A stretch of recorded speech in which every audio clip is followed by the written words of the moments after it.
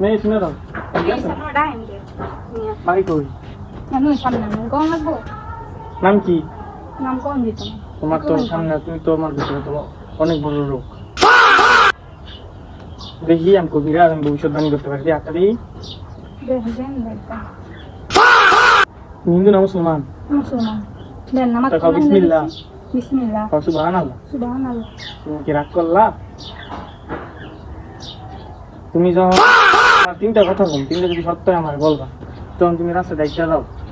তখন লাগ পিছন দিয়ে কি জানি কিন্তু পিছনে ফিরে দাও নাই কথাটা কি সত্য ঠিক আছে তুমি অসহায় মানুষ দেখলে যাও আগে কিন্তু এই মানুষগুলো তোমার ঘরে বাঁশ দিয়ে দেয় কথাটা কি সত্য তোমার আত্মীয় স্বজন কেউ তোমার দেখতে পারে না তুমি সবাই দেখতে পারো কথাটা কি সত্য তো বিসমিল্লাহ তুমি কি রাগ করলা এখন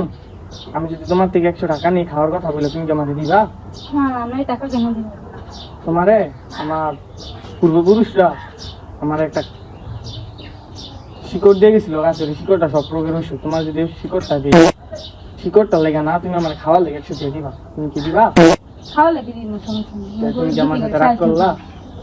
তুমি কি আমার সাথে রাগ করলা